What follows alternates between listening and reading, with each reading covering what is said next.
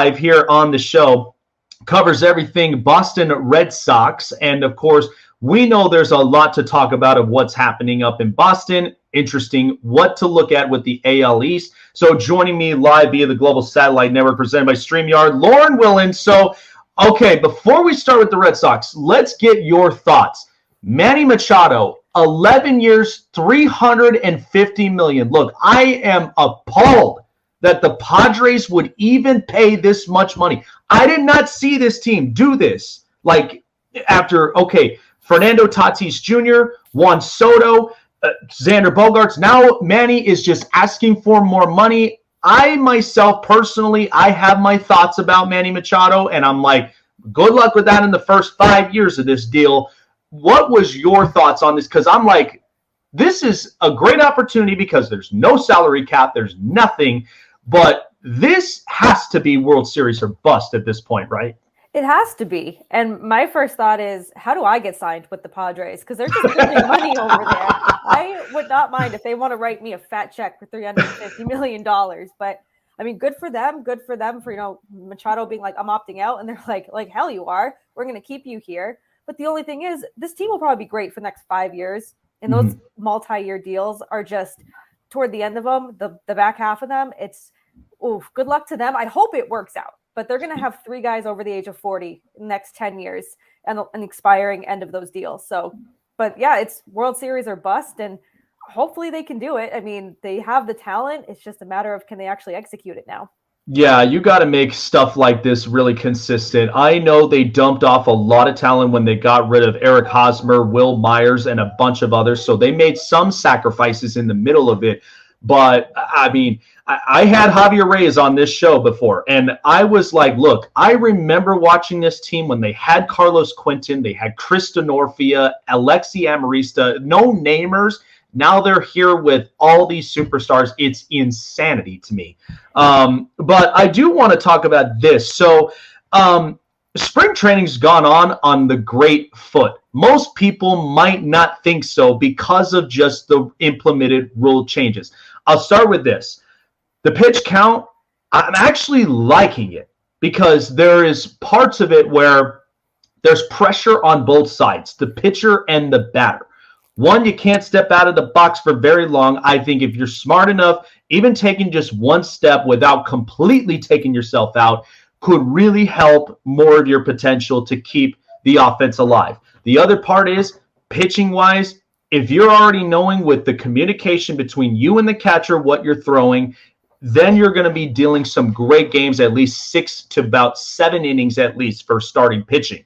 So how did you really evaluate these rule changes? Because I think this is great. The fact that games were 2.5 hours long. I mean, I'm not going to sit there on a Tuesday night knowing I got work early in the morning for 3+ hours, and it's dreadful. Kids got to go to school, everything else that's in between. What did you think of these new implemented rules? So I love the pitch clock. We saw it a lot last year. The minors adopted it last year. So we saw that it worked. The games were very, very quick. They were efficient. And it's still just as competitive as it is without the pitch clock. It does add a bit more strategy now on both sides, like you had mentioned. And I genuinely enjoyed the pitch clock because maybe I'm scarred from the 2020 Red Sox season and even last year when it was just 4+ hour games of misery. Yep. And so much of those games just being like, oh my God, please, mercy rule, I'm begging.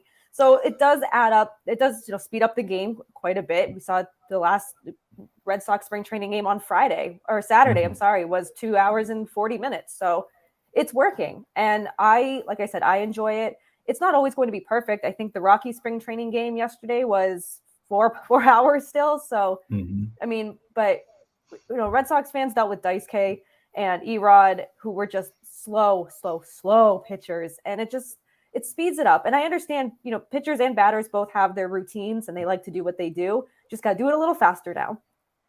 Oh, I even think about the times when Tim Wakefield would be throwing those knuckleballs every time when I would see him. And it's like, it's taken so much time away. And it's like, you could utilize that time to just be putting up runs on the board. So it's like, it is going to be interesting. I know it's not an unexpected, but it's one of those changes that needs to happen. I know people are kind of backlashing, but look, they'll get over themselves. If they're going to be drinking their beer and they're going to be out there in the ball, that's the funny thing. If they're the same people who are arguing about these changes, and I'm coming across them in the ballpark, I don't want to hear it. I'm like, come on, like let's be real and let's be innovative for once. I looked at it too, and talking about the rule change. So I do like the fact that they're implementing that ghost runner in second base in the regular season. I'd rather it be that than the postseason, because we watch this same similar style in hockey, because you get 5 minutes overtime. If you can't get a winner from there, you go into shootouts until somebody buries it behind the net. At least with the ghost runner, this is going to start to implement guys to start hitting right center field. I have not seen that from a lot of these batters now, because many of them are making multi-million-dollar, money, and they're just wanting to hit the homers. They want to hit the long ball. So how do you see this ghost runner thing really panning out? Because I think this is great, because it also helps with this pitch clock, and it would help when we go into extra innings and determining who the victor will be. I feel like a hypocrite, because I hate this rule, and I don't, obviously with the postseason, I'm glad it's not, but I don't know why I hate it, because I'm for, the speeding up of the games a little bit, but you said the right center field thing. I like that it's going to add extra strategy to how you're going to get that runner across home. How are you going to move the runner? Are you going to stop trying to just swing for the fences? Are you going to try to put the ball in play?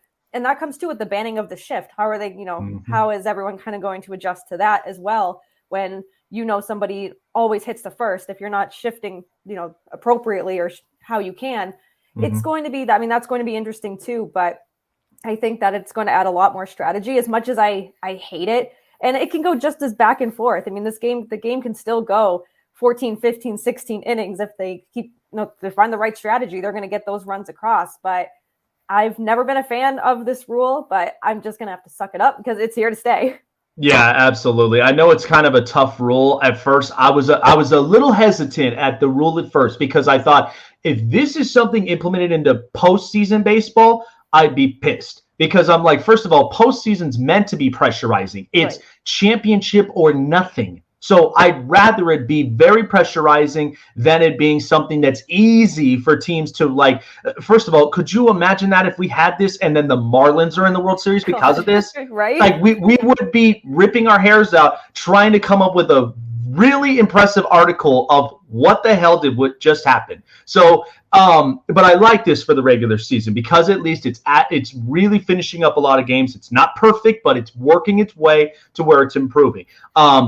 And I hate to bring up bad memories, but the fact that with this banning shift, I'm like, okay, good luck with this, because a lot of those shifts is because it's adding more pressure to lefties. I hate to bring up memories, but the time when Robinson Cano was smart enough to throw a bunt down third base line, there's an easy base. Just take the easy base. I don't care what my agent has to tell me or any of this. Take the base, because if you want to be the best player in baseball, these are small things you really have to revert back to. So I'm like, okay, you're going to ban away the shift. That's fine, but still, I would be putting pressure to basically say, figure me out, because it's just it's giving you an easy A on the test without even trying or challenging yourself to actually ace it yourself. So the Red Sox, this is really an interesting year for them. So they moved on from JD Martinez. We know beforehand they moved off of a lot of real good core pieces. Andrew Benintendi, Mookie Betts, several other pieces. I know, and I've spoke with somebody who's big in Boston, who's got a lot of real good people as well within. And a lot of this chatter and talk, I mean, there is a lot of skepticism with the general managing.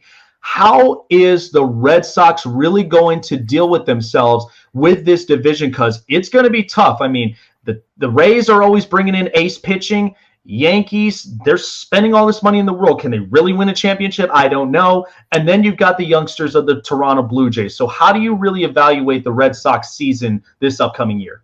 this is a big season for them. I mean, this is a chance to kind of maybe form a new identity, and maybe that's going to be hard with a lot of people are calling this a bridge year with the newcomers and the 1-year deal and with all the farm prospects that could be in the majors next 2 or 3 years. So it's a big season for them. And I think that this off season, they made the right moves, like in a sense where they filled the holes that they needed to fill. I would have loved this team 5 years ago. These moves would have been sick 5 years ago. Like Justin Turner, Adam Duvall, but a lot has to go right for the Red Sox because there is a lot of potential there. They do have good players. They do have good talent. It's just a matter of can it all come together, because it just did not come together at all in 2022 for whatever reason. I mean, they were talented on paper. They should have been a postseason contender, and they just weren't. They fell apart. They just never seemed like they were on the same page. So I think that the teams around them got better 100%. They got stronger. They filled their holes. The Yankees signed their star player to a long-term contract. What's it like? So it's a really good season for them to get a new identity, to kind of, silence the haters, because there's a lot of, like you said, skepticism. There's a lot of pessimism and just uneasy thoughts around this team, because it's looking like it could be 2022 all over again. It's looking like another last place finish.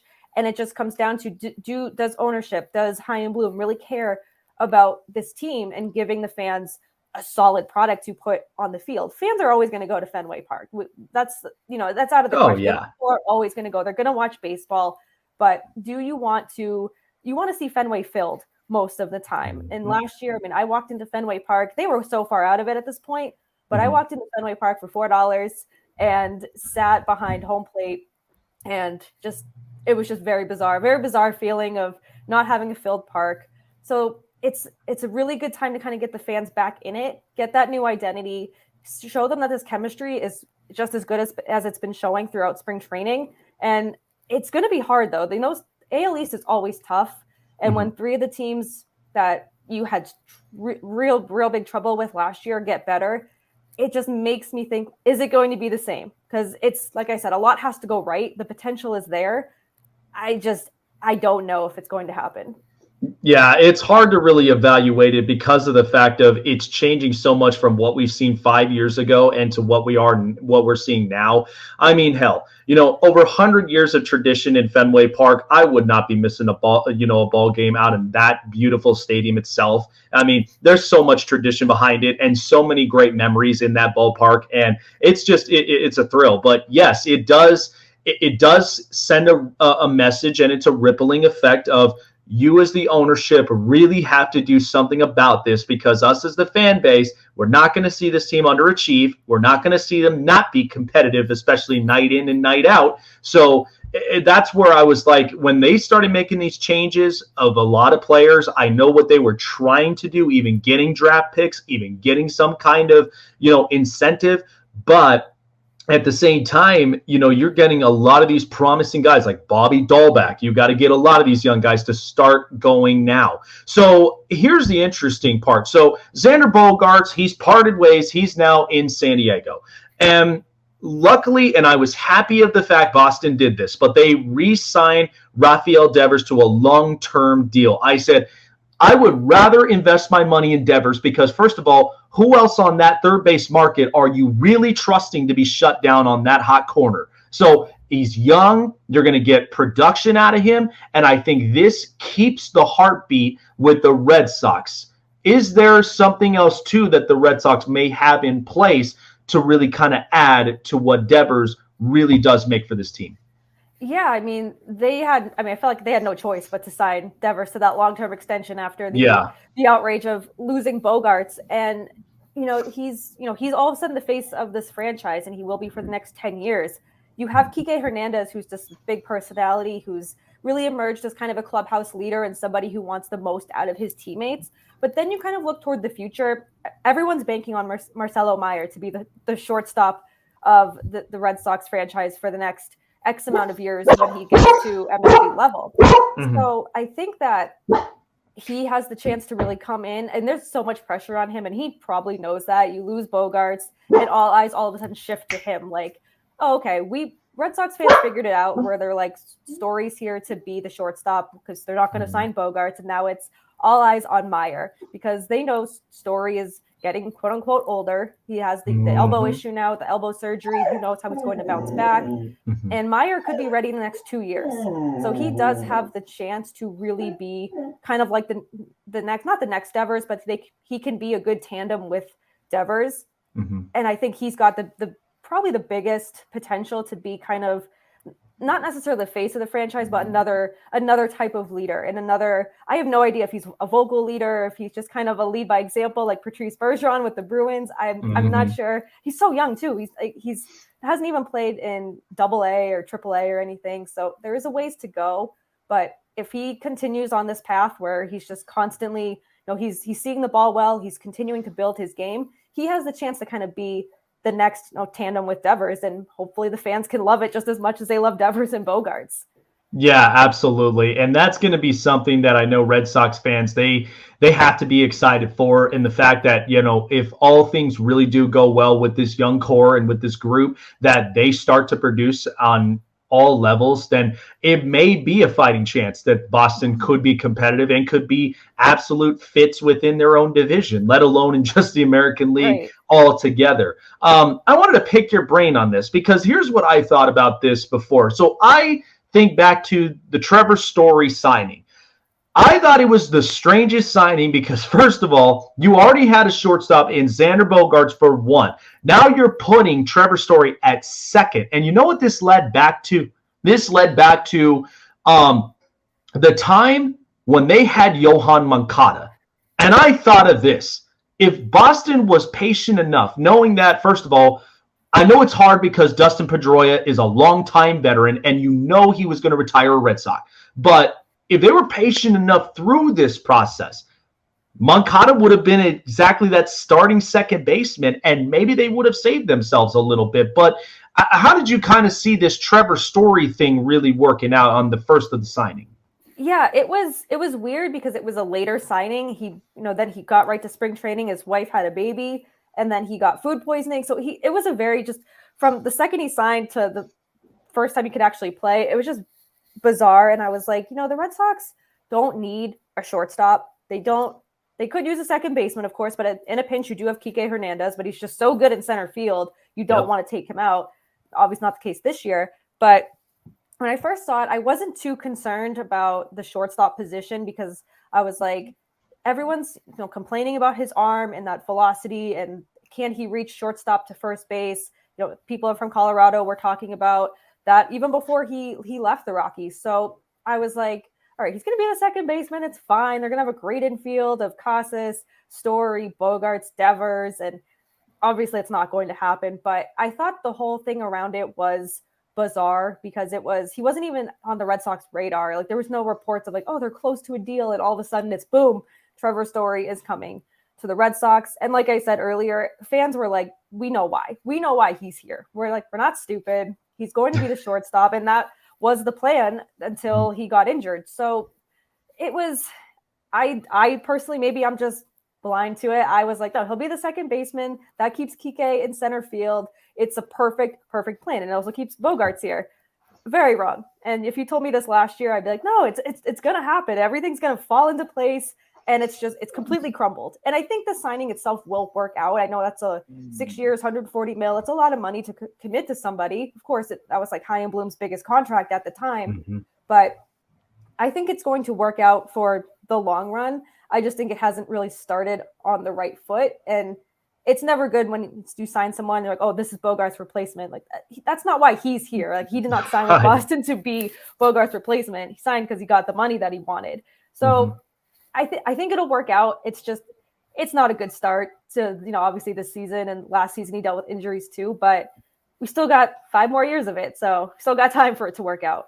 Yeah, I agree. And like I said, I thought the same thing. I thought it was a very strange signing, but once all the writing was on the wall, I was like, okay, I understand why that this even happened in the first place. And again, I mean, I know dating back from Colorado, Coors Field is a hitters-friendly ballpark. It sucks for pitchers out there, but, you know, it's hard enough because the ownership in Colorado, we know this, they don't really manage themselves when it comes to financials and payrolls very well with a lot of their star players. We saw this with Nolan Arenado. We're probably going to see this with Charlie Blackmon because I think he might be a trade piece if he goes somewhere, and he'll be very competitive.